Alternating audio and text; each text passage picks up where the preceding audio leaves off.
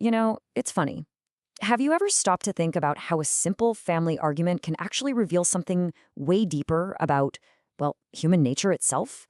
Today, we're going to unpack a philosophy that does exactly that. It starts with a classic household dilemma. And believe it or not, it scales all the way up to a vision for global leadership. Okay, so let's get right into it with the core puzzle. Picture this. A mother sees her son-in-law treating her daughter incredibly well, and she's just beaming with pride. It's exactly what she wants, right? But then she sees her own son treating his wife, her daughter-in-law, in the very same loving way, and she gets upset. What is going on there? It's the exact same situation, but a totally different reaction. So what gives?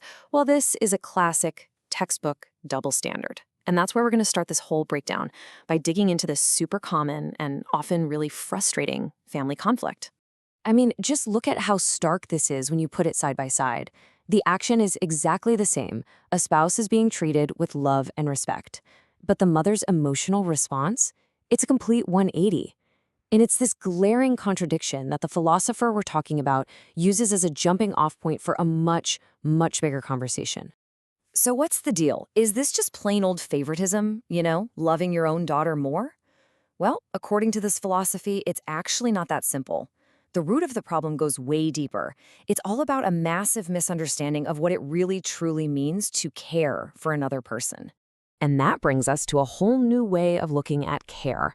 See, it's not about just giving someone what they want. It's not buying the fancy car or the big house just because they asked. No. True care, in this view, is the messy, difficult work of communication. It's about discussing things, researching together, and not moving forward until you've reached a genuine, mutual agreement. And this is the really crucial part. This isn't just about having a different approach, it's a straight-up warning. The argument is that when you just give in to every single demand, you're not helping. You're actually damaging that person's character. And guess what? The fallout from that, the negative consequences, they're going to come right back to you, every single time. Okay, so how does this whole idea of true care loop back to that mother-in-law problem we started with? Well, this philosophy makes a really bold claim. The seeds of these adult conflicts are actually planted way back in childhood. And that brings us to what are called the rules of human growth.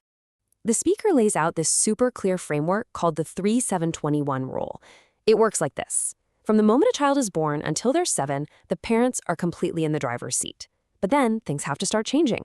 From 7 to 14, you start having real discussions, and the child's opinion should count for about 30%. Then, from 14 to 21, the tables turn. Discussions are now essential, and the child's input jumps to 70%. See? It's a roadmap for gradually handing over control. And this whole process, it's got a hard deadline, 30. By the time you hit 30, the training wheels are off. The philosophy is crystal clear on this. You are now a fully independent adult. That means you and your partner need to figure out your own issues. Stop running back to mom and dad with your problems. Okay, but wait. If you can't turn to your parents anymore, who do you turn to for guidance? Where are you supposed to find wisdom? This is where things get really interesting, because the philosophy opens up into this idea of a lifelong ladder of guidance. So this ladder starts with your parents, naturally. Then, as you grow, you find teachers, or sangsang, and mentors out in the world. But for people who are on a path to leadership, the two highest rungs on this ladder are the most important. You have the strategist, called a chiksa, and then, at the very top, the master, or susung. And the difference between these two is like night and day. The chiksa, the strategist, is all about building power for one person. Think of a hardcore political advisor, someone who's willing to do whatever it takes, even get ruthless and take out enemies to make sure their leader wins. But the susung, the master, they're playing a totally different game. Their job isn't to build the leader's power for its own sake. It's to teach the leader how to use that power for the good of the people, how to earn real respect, and how to create a lasting legacy. Okay, so this is where it all clicks into place. This whole journey we've been on, starting with that family argument, moving through personal growth and mentorship, it's not random. It's actually a blueprint for creating truly great world leaders. And here's the critique of our world today, according to this speaker. We've got a lot of leaders who've been perfectly crafted by these brilliant strategists, these chaisa. They are masters at gaining power. The problem is, they're missing the wisdom of a susung, a master. So they have all this power, but they don't really know how to wield it for the good of all humanity. Which leads us to the ultimate goal, the final vision of this philosophy. If you're a world leader or a giant of industry, the real measure of your success isn't how much money you can make in other countries. The real goal, the true prize, is being respected by the people of those countries. So you might be asking, where does the speaker himself fit into this picture? Well, he actually places himself right inside this framework.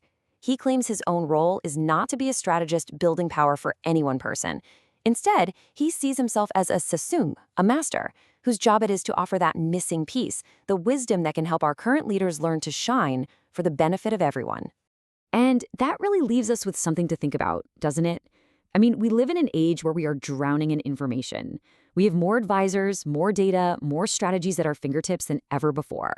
But this whole philosophy challenges us to ask a different, and maybe a much more important question. In an age of information, where do we turn to find true wisdom?